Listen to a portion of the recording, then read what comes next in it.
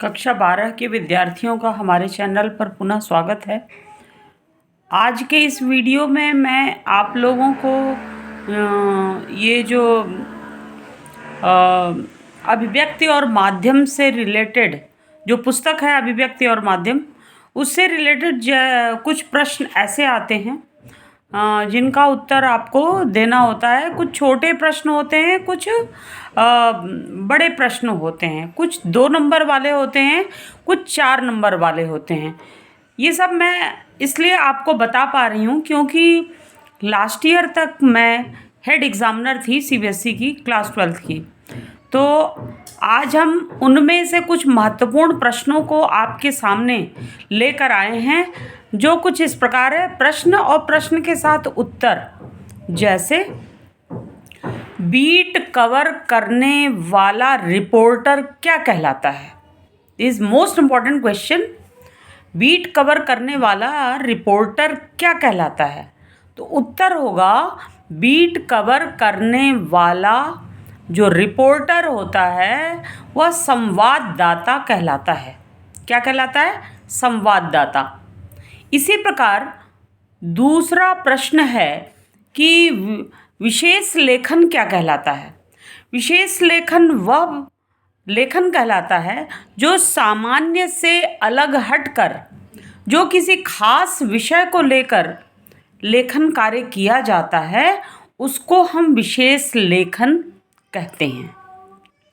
और अगला सवाल है कि विशेष लेखन के क्षेत्र कौन कौन से होते हैं।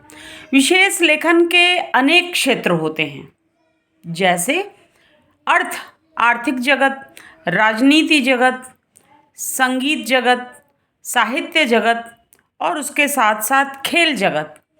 तो अनेक इसके क्षेत्र हुआ करते हैं। और कारोबार और व्यापार से संबंधित खबर का संबंध किससे होता है? कारोबार और व्यापार से संबंधित जगत उससे होता है जो आर्थिक व्यवस्था पर समाचार पत्र में प्रकाश डाला जाता है, उसको हम कारोबार और व्यापार से संबंधित खबर कहते हैं।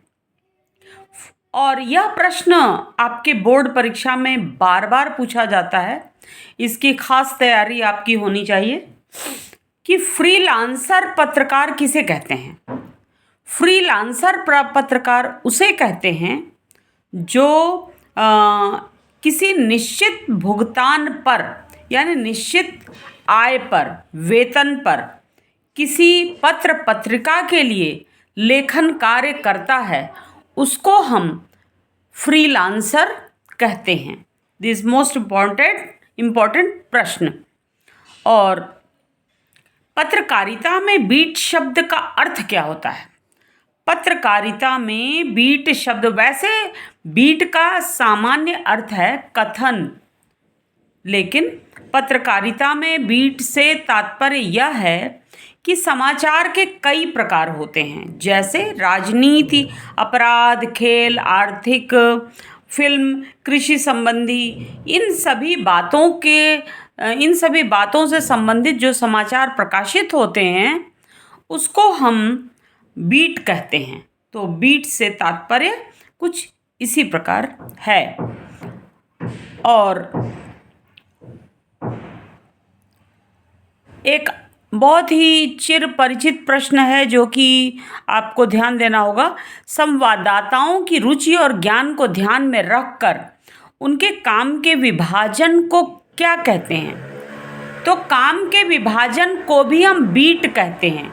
तो बीट के कई रूप आपको देखने को मिलेंगे। और ऐसे ही एक और सवाल है जो कि आप कह सकते हैं, विशेष संवाददाता किसे कहते हैं? तो विशेष संवाददाता हम उन्हें कहते हैं जो जिन रिपोर्टरों द्वारा विशेषीकृत रिपोर्टिंग की जाती है उन्हें हम विशेष संवाददाता कहते हैं।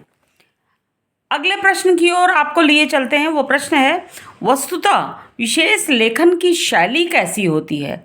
तो विशेष लेखन की शैली बहुत ही सामान्य किस्म की होती है। उसमें बहुत ज़्यादा अलंकारिक शैली का प्रयोग, भाषा शैली का प्रयोग नहीं किया जाता, क्योंकि समाचार सभी के लिए होता है, सामान्य जन के लिए भी होता है, ताकि वो सारी बातें एक जन सामान्य यानी हर तबके के लोग उसको पढ़ सकें।